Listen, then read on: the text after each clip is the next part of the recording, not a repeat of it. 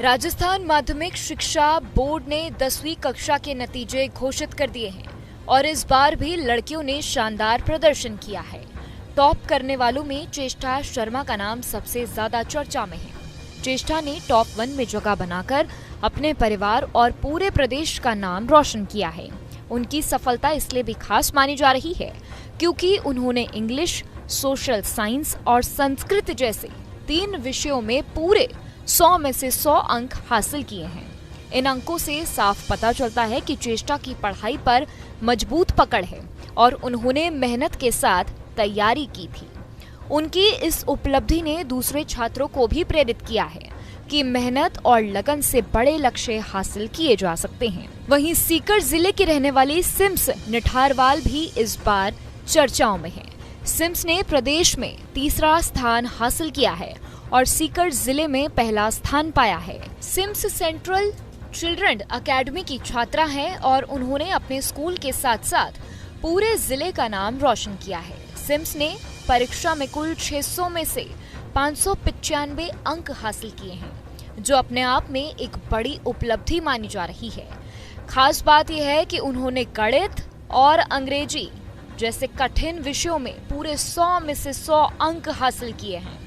इन विषयों में पूरे अंक लाना आसान नहीं होता, लेकिन सिम्स ने अपनी मेहनत और एकाग्रता से ये कर दिखाया है। सिम्स की सफलता के पीछे उनके परिवार का बड़ा योगदान रहा है। उनके पिता मुकेश कुमार निठारवाल भारतीय सेना में देश की सेवा कर रहे हैं।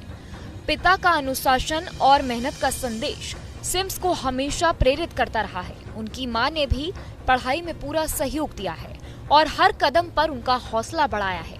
सिम्स ने अपनी इस सफलता का श्रेय अपने माता पिता और शिक्षकों को दिया है।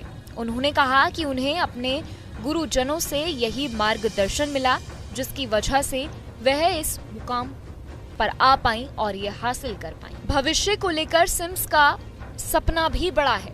उन्होंने बताया कि वह आगे चलकर IAS अधिकारी बनना चाहती हैं। उनका मानना है कि पढ़ाई के जरिए ही वो ये उपलब्धि हासिल कर पाएंगी। इस साल के नतीजों ने एक बार फिर दिखा दिया है कि मेहनत और लगन से कोई भी लक्ष्य हासिल किया जा सकता है।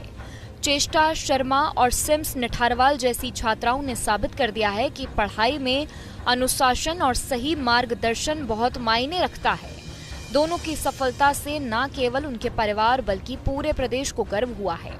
खास बात यह है कि सिम्स का IAS बनने का सपना कई छात्रों को प्रेरित करेगा।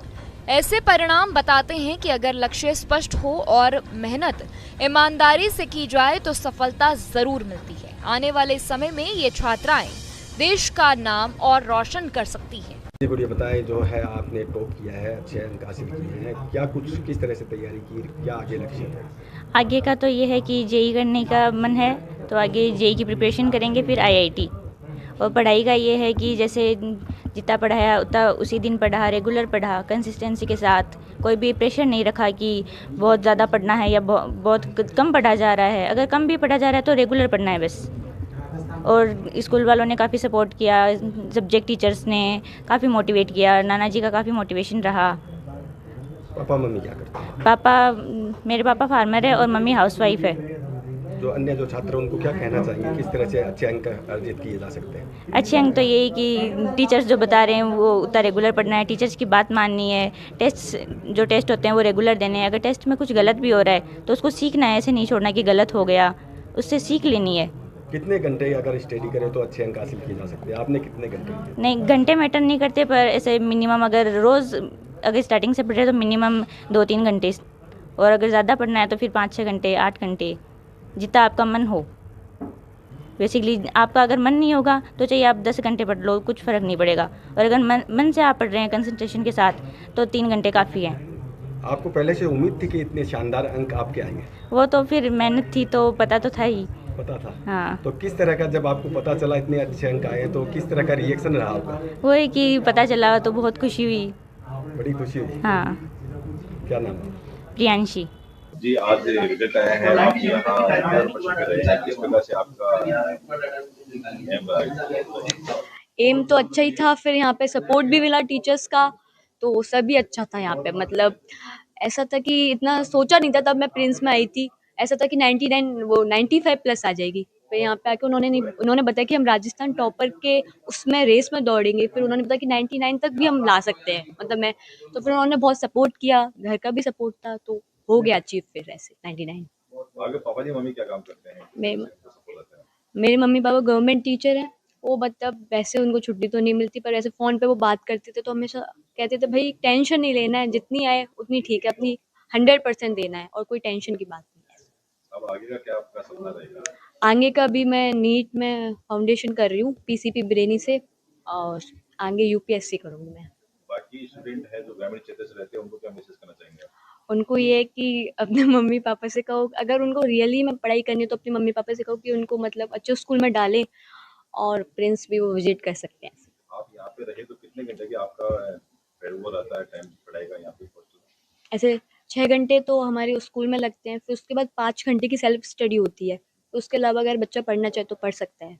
और मोबाइल से कितनी दूरी बना के रखी आपका? मोबाइल मतलब हॉस्टल में तो मोबाइल अलाउड नहीं था, तो फिर मोबाइल तो देखा ही नहीं अब की बार। आज जब आपको रिजल्ट पता चला तो आपका सबसे पहले रिएक्शन क्या रहा? रिएक्शन मतलब मैं क्लास ले रही थी वहाँ पे, मतलब पीसीपी में, फिर सर आए वहाँ पे, उन्होंने बताया कि 99 है। पहले उन्होंने पूछा कितने मतलब आपने सोचा था, फिर मैंने कहा कि 99 अराउंड सोचा था, फिर उन्होंने कहा कि 99 आई है, तो अच्छा ही था मतलब तब तक ऐसा। नाम बता दो बाद में। चेष्टा शर्मा। राजस्थान बोर्ड 10वीं का रिजल्ट 2026 जारी हो चुका है और इस बार भी लड़कियों ने शानदार प्रदर्शन करते हुए लड़कों को पीछे छोड़ दिया है। इस रिजल्ट में कुछ छात्रों के नाम खास तौर पर चर्चा में हैं, जिसमें दौसा जिले की नंदिनी विजय भी शामिल हैं। नंदिनी ने 600 में से 595 अंक हासिल किए हैं, यानी उन्होंने 99.17% नंबर प्राप्त किए हैं। इतनी बड़ी सफलता मिलने के बाद उनके घर में खुशी का माहौल है और परिवार के साथ साथ स्कूल में भी गर्व महसूस किया जा रहा है। Nandini Shekhawati public senior secondary school Nai Mandi road Dausa की छात्रा हैं। उनकी मां चेतना गुप्ता शिक्षा विभाग में शिक्षिका हैं, जबकि उनके पिता नरेंद्र विजय एक निजी कंपनी में मैनेजर हैं। नंदिनी की सफलता के पीछे उनकी मेहनत के साथ साथ परिवार का पूरा सहयोग भी रहा है। उन्होंने नियमित पढ़ाई, घर पर तैयारी और समय पर तैयारी और साथ ही अनुशासन के साथ परीक्षा की तैयारी की, जिसका नतीजा आज सबके सामने है। इस साल राजस्थान बोर्ड 10वीं परीक्षा में कुल 10,65,304 छात्र छात्राएं रजिस्टर्ड हुए थे, जिसमें से 10,47,950 छात्रों ने परीक्षा दी। इसमें से बड़ी संख्या में छात्र पास हुए और कुल पास प्रतिशत 94.29% रहा। अगर लड़कियों और लड़कों की बात करें तो लड़कियों का पास प्रतिशत 94.20% रहा, जबकि लड़कों का पास प्रतिशत 93.63% दर्ज किया गया।